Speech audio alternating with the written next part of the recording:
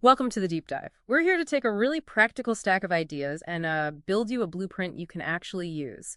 Today, we're cracking open Mogfaver Misanda's book, The Leader Factory. And this one isn't about, feel-good motivation. It's promising a real system for collaboration. Yeah, it's quite ambitious, and the core problem it tackles, this leadership deficit, is, well, it's framed differently than usual. Musanda argues we don't lack visionaries or dreamers. We have plenty of those. The real gap is in facilitators, people who can actually take a vision and, make it happen amidst the chaos. Right. And the bottleneck isn't skills or resources, it's people working together. The book has this really striking example. Imagine giving 10 homeless people everything they need, materials, skills, know how to build a shelter, and they still fail. Why?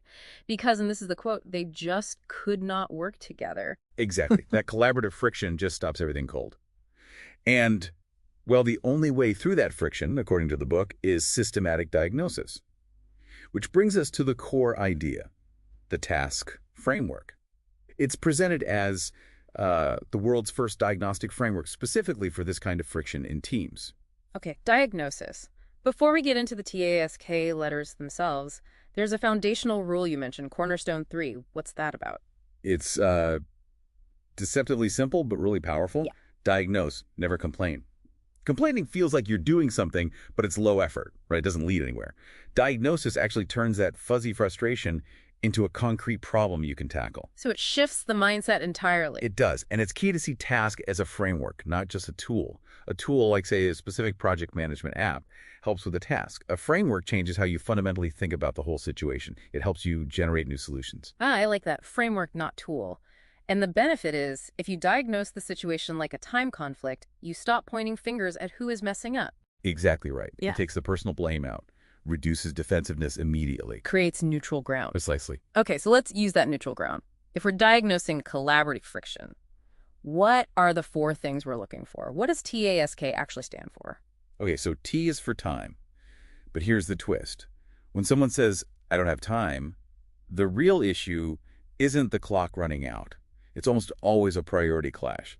They're telling you, maybe indirectly, what they see as more important right now than what you're asking. Okay. So the diagnosis isn't about finding more minutes. It's about aligning priorities. Makes sense. What about A, actions? A is for actions. So if you get resistance, maybe someone says, this action feels pointless, or I don't see how this connects. You're likely looking at a misalignment in purpose or motivation. Either they're disconnected from the bigger why, the overall goal, or maybe the specific task clashes with their own values somehow. It's about motivation. Got it. Purpose or values driving the friction. Yep. Okay, next up is S for size. Now, I initially thought this just meant, someone's overloaded, too much work. That's definitely part of it. S is about the match between the work size and the person's capacity. And yes, too much work leads to burnout, overwhelm, we all know that. But, and this is crucial, it can also be too little work. Think about your star performer who's clearly bored or underutilized. The size of their tasks feels insulting, so they disengage. It's a capacity mismatch either way. That's a really important point, underwhelm being just as damaging as overwhelm. Okay, finally, K, knowledge. K points to a knowledge gap. Pretty straightforward, right? But often, it's also tangled up with psychological safety. The real diagnosis might be, do they genuinely lack the knowledge, or do they lack the safety to admit they don't know? So you have to figure out, is it can't or won't say they can't? Tricky distinction. Yeah, and the fix isn't judgment. It's about pivoting, leveraging what they do know and building a path from there.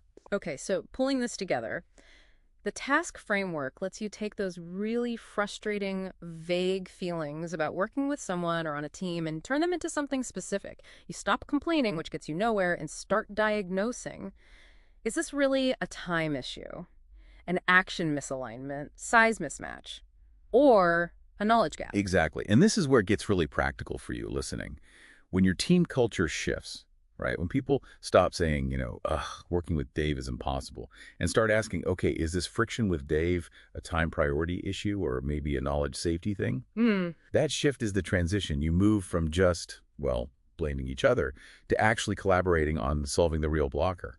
And that focus on diagnosis, that's the engine for the whole leader factory concept, isn't it? Because when people start solving these TASK problems systematically using the framework, leadership qualities just start to naturally emerge. People step up. That's the idea. It duplicates across the team. You build this self-sustaining system where people are empowered because the friction points are manageable, they're diagnosable. Neutralizing friction builds leadership You capacity. got it. That's the ultimate goal. So, as you go back to your day, think about this.